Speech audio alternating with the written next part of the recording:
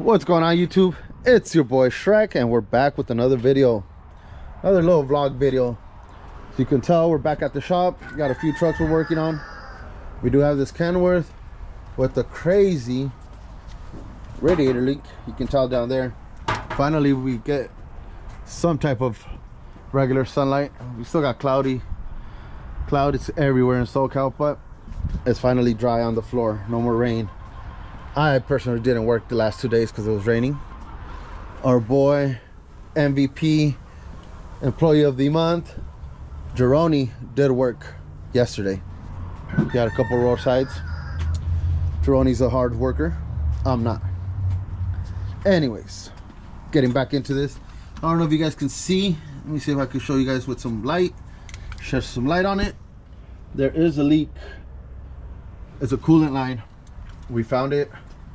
It is this line coming off of the compressor, and it goes to the back of the block. I'll probably show like a little video right now of it leaking because we did find it already. And then after this truck, we will be helping Jeroni fix this truck over here. Let me show you guys. This one, what were the codes? Do you have a... Is disconnected? You have a picture of them? You don't have a picture of the codes? You didn't take a picture? No, then he came looking at himself. Oh. Anyways. What was the codes? Do you remember? EGR what? Your pressure disconnect, something like that. Well, I'll connect to it right now. I'll show you guys the codes, but technically it's for the delta pressure we already saw. And as you can tell, looks like they already messed with the harness beforehand. So I'm going to check voltages and resistance on the wiring or on the pigtail part, and then hopefully it's just the wiring that they didn't do the proper little patch jobs here. Looks like that's what the problem is. Might have shorted out, but we're gonna have to look at that. What else do we have on the menu for today? Sorry, I think that's all we actually have on the menu today. Well, for here at the shop, actually. After this, what do you have, Jeroni?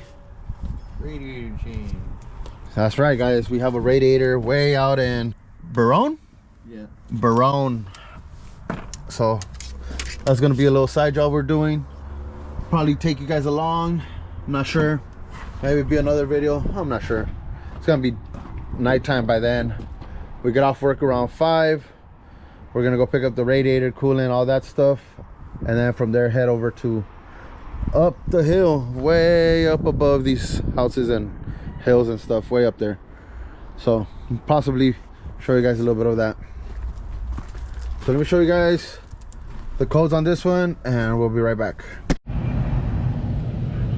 Here we go, guys. I believe this is the one that they were talking about, the engine exhaust gas recirculation differential pressure. Voltage below normal, intermittent or incorrect. That might be just data erratic. Might be a bad harness. Voltage below normal, shorted low. Might be a sensor maybe. So we're going to go ahead and diagnose that, troubleshoot it, check the voltage, resistance, all that good jazz on the harness or on the pigtail end. Then go from there. Hopefully that's all it is, just a harness issue, or maybe just to replace a regular sensor. That's what we're gonna go ahead and troubleshoot, diagnose right now, and I'll show you guys a little bit more of that. But like I said, just a little vlog today, not really a how-to, more of a day in the life for today. So be back shortly, guys. All right, guys, so we get the stuff ready for over there. Jeroni's gonna get the stuff ready for that truck. I'm going to start taking off this line. Like I said, it's this one right here. I really never have taken one of them off. It looks like it's just screws on and off. I'm not sure. Let me get closer for you guys. Right there. So it looks like you just screw it on or it just pops off. I'm not exactly 100% sure. That's the line we're taking off. It does go to the back of the block. We are taking it off today and then installing the new one tomorrow, the replacement. It's already getting pretty late. Our day ends in approximately 2.5 hours, so we won't have time to go get that and finish the other trucks that we have pending. So for now, I'm going to take it. I'll let you guys know afterwards how hard it was and what I had to do, because like I said, I've never done one of these, and I can tell you already it's going to be a struggle, guys. So let me get to it.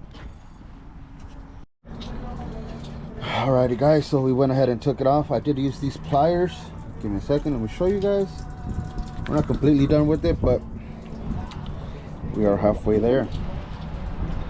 So I did use these pliers, a little bit, I guess, angle. I don't know what these pliers are called. Someone help me out in the comment section if anybody's out there, but they usually grip like that. This is what I use them, and I just pull. So this end was on the block side, and this one goes on the compressor side right there, and the block side is in, of course, on the block of the engine. So the issue with these is that, as you can tell, part of it is missing on both ends. They break inside. See if I can show you guys. I'm not sure if I can show you. So it's kind of gonna be at a crooked angle, but you can tell it has the rest of it inside still. Let me pull it out, show you guys. All right guys, so this is where we're at right now. So you can tell, went ahead and took that plug off, or that fitting, which is that one right there, and we're in the process of doing the one on the block. Let me show you guys. I don't know if I'll be able to show you guys actually where it goes. Let me see if we can zoom in a little bit. Well, it's just down there where the socket's at. So what we're doing right now, we have an extension, a ratchet, and a socket. It's a 1 1/16, I believe. And we're actually taking off that fitting. Go ahead and turn it.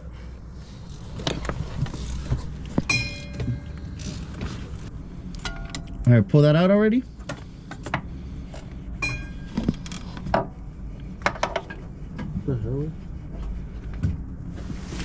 And here it is, guys. This is the fitting on the block. We already did the one on the compressor. So you can tell that's what I was talking about, removing the piece that breaks from those lines, the piece that breaks from the lines, the coolant line, going from the head of the compressor to the block. I couldn't reach to take those off. Let me get down. This is what I had to do to my socket and extension. I did wrap tape around my wobbly, just so in case I pulled it, the wobbly wouldn't fall or anything underneath. And then same thing with the socket.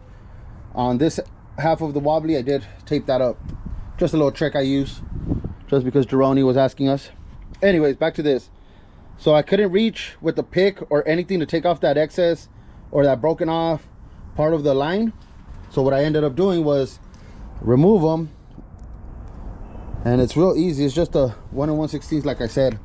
They just unscrewed like regular. They have little gaskets on them and everything. So right now what we're gonna do is clean them out, take off the old piece, and then replace them. And then once the line comes in, we'll figure the line out. But just a little update, guys. And here we have another truck that just came in, guys. This is a, what is this? International. An International. We really don't like these. Oh, with the Cummins. I really don't like Internationals. If you're in the market of buying a truck, don't buy International.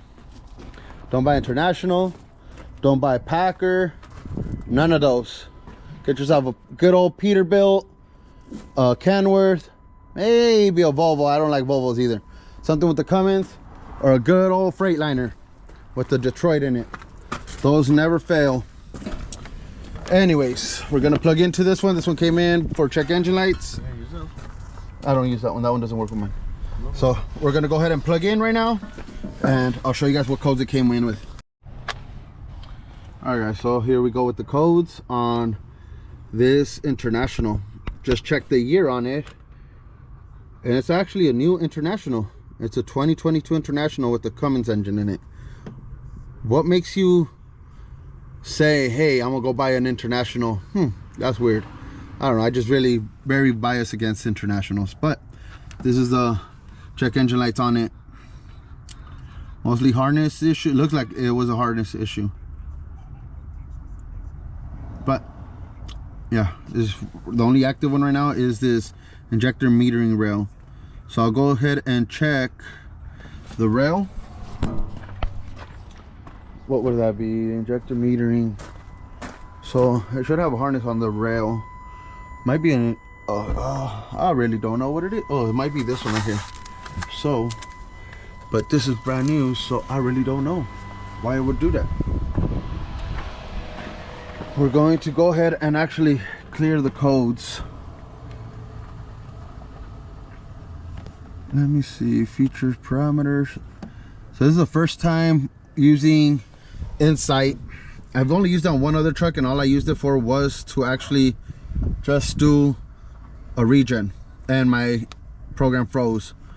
So hopefully it doesn't do that again. All we're doing right now is just clearing the code.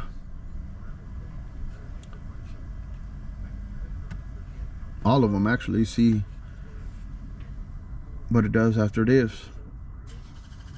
Because it's a rather new truck. Harness looks brand new, hasn't been tampered with. Where's the key on this one? Oh. Well, it's a 2022 with 260,000 miles. I know you guys be working your trucks like crazy. So yeah guys, all we're gonna do is clear it and then see if it comes back on. If it comes back on, it's actually something. If not, this driver just told us go ahead and clear my codes. So yeah guys, talk to you guys right now in a bit. I'm actually working on that other Kenworth, so I'll show you guys that right now too. There we go, faults are cleared. Let's turn her back on.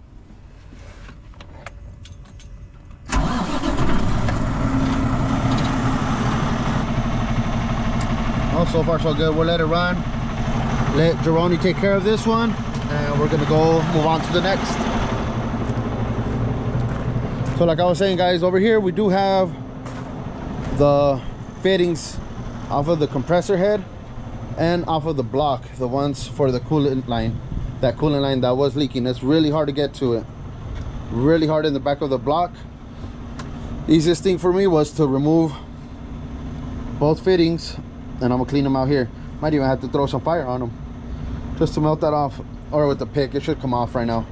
Yeah, that's what I'm doing for this. So if you guys ever run into an issue like that, it's okay to just go ahead and take off the fittings, take them off and clean them out. Might be a little more work, but it's easier. With that being said, this will be it for this one for today. Like I told you guys, the line's coming in tomorrow. Boss just called us as well that we have another truck coming in right now with ACM issues. So I'm not sure if it's the ACM itself. He also said he has to replace the harness on it, so we have to replace the harness on it. And yeah, we're gonna see what else we show you guys after this. Like we said earlier, we do have a side job, Jeroni and I. We have a radiator we're gonna go do out on the road at a truck stop, Loves, out in Barone area. So I don't know where that's at. Up to 395. If you've driven out here in SoCal, you know where 395 is, high desert area. So that's where we're gonna go right now. Hopefully all goes well. Let's see what we show you guys.